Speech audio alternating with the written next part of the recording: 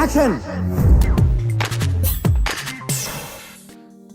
తమిళనాడులోని కోయంబత్తూర్కి దగ్గరలో ఉన్న ఈషా ఫౌండేషన్లో మహాశివరాత్రి సందర్భంగా ప్రధాని నరేంద్ర మోడీ అట్టహాసంగా ప్రారంభించిన ఆదియోగి విగ్రహం వెనుక చాలా పెద్ద కథే ఉంది. ఈషా ఫౌండేషన్ వ్యవస్థాపకుడైన సద్గురు ఆలోచనకి అనుగుణంగా రూపొందించిన ఈ పరమశివుడి ముఖం ప్రపంచంలోనే అతిపెద్దది.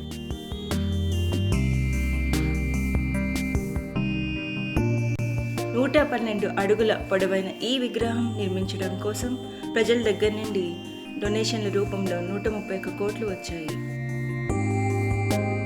ఈ ఆదిశంకరుడి ముఖాన్ని తయారు చేయడానికి 500 టన్నుల స్టీల్ వాడారు. ఈ రూపాన్ని డిజైన్ చేయడానికి 2.5 సంవత్సరాలు పడితే దీన్ని నిర్మించడానికి 8 నెలలు పట్టింది. దేశంలో యోగాకి ప్రాచుర్యం కల్పించాలనే ఉద్దేశంతో యోగాకి ఆదిపురుషుడైన పరమశివుడి విగ్రహాలను ఇంకా చాలా చోట్ల ప్రారంభించే ఆలోచనలో ఉంది ఈషా ఫౌండేషన్.